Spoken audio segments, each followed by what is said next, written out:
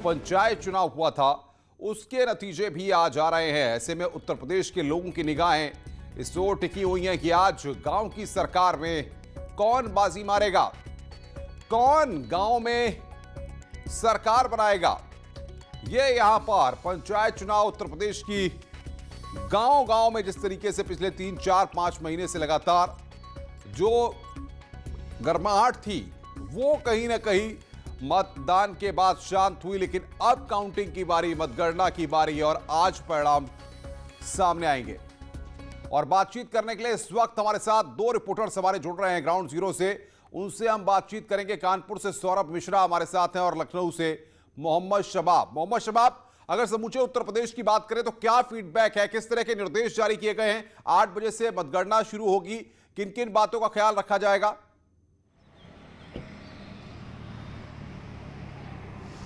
देखिए, अब से थोड़ी देर के बाद उत्तर प्रदेश भर में जिला पंचायत चुनावों के लिए काउंटिंग जो है वो शुरू हो जाएगी। और सबसे खास बात यह है कि सुप्रीम कोर्ट में सुनवाई के बाद राज्य निर्वाचन आयोग पर भी बहुत ज़्यादा दबाव है कि वो कोविड प्रोटोकॉल का 100% पालन कराए। हालांकि जितने भी काउंटिंग सेंटर्स हैं वहां पर दिशा निर्देश सभी जिलाधिकारियों, सभी प्रेक्षकों को दे दिए गए हैं कि किसी भी तरह से कोविड प्रोटोकॉल का उल्लंघन नहीं होना चाहिए।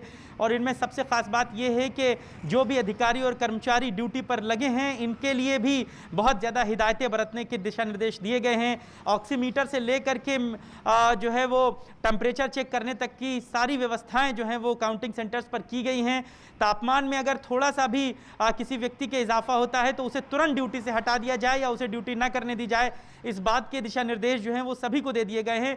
और सीधे तौर पर उत्तर प्रदेश का पंचायत चुनाव आगामी विधानसभा चुनाव से पहले लिटमस टेस्ट होगा, इस बात में कोई दो राय नहीं है अनुपम। और सभी राजनीतिक पार्टियों ने इस पूरे चुनाव में पूरी ताकत झोंकी है। हालांकि कोरोना के संक्रमण ने इस पंचायत चुनाव को भी बहुत ज़्यादा कटघरे में खड़ा किया। बहुत सारे लोगों की इस पूरे पंचायत चुनाव के दौरान मौत की भी खबरें रही। बिल्कुल मैं आऊंगा शबाब आपके पास। सौरभ भी हमारे साथ कानपुर से है। सौरभ, अगर कानपुर की बात करें और आसपास के जिलों की बात करें तो क्या जानकारियां आपको मिल पा रही हैं? मतगणना के केंद्रों पर किस तरीके से इंतजामात किए गए हैं और कितने बजे मतगणना वहां पर शुरू होने वाली है? देखिए, साफ तौर पर सर्वोच्च न्यायालय के आदेश के बाद एक बैठक की गई थी जिला निर्वाचन द्वारा, हिदायत दी गई थी। कानपुर पुलिस के जो कमिश्नर हैं उन्होंने साफ तौर असीम अरुण ने एक बैठक की थी और उन्होंने साफ तौर पे कहा कि हर केंद्र पर ऑक्सीमीटर के साथ साथ तमाम वो स्वास्थ्य सेवाएं, स्वास्थ्य सुविधाएं रखी जाएंगी, जिससे अगर कोई विपरीत परिस्थिति आती है तो उस पर काबू पाने के लिए तुरंत तत्काल उसको प्राथमिक उपचार दिया जा सके। साथ ही साथ अगर सुरक्षा की बात करें तो चप्पे चप्पे पे पुलिस तैनात है, सीसीटीवी से निगाह रखी जाएगी, तीसरी आंख बराबर जो है अधिकारी देखते रहेंगे कि आखिर क्या हालात बने हुए हैं। कुछ घंटों बाद जब मतगणना शुरू होगी उससे पहले ही तैयारियां पूरी हो चुकी हैं।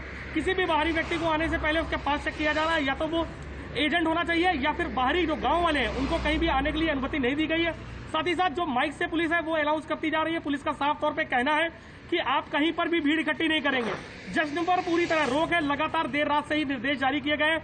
वो व्हाट्सएप ग्रुप बने हुए हैं जो प्रधानों के तमाम वो प्रधानों को जोड़ करके व्हाट्सएप ग्रुप बनाए गए थे, उन ग्रुपों पर ये सूचना डाल दी गई है। साथ ही साथ जो मीडिया के माध्यम से उन्हें सूचित कर दिया गया है कि किसी तरीके का जश्न अलाउ नहीं है, तो आप लोग बिल्कुल इस बात का ख्याल रखें, कहीं पर कोई पटाखे या किसी तरीके का कोई जश्न नहीं होगा।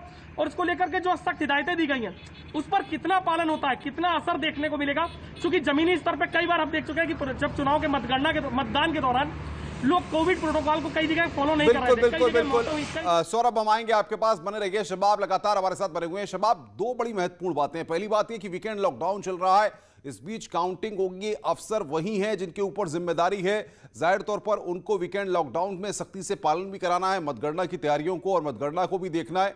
ऐसे में ये मैनेजमेंट कैसे बनाया गया राजधानी में?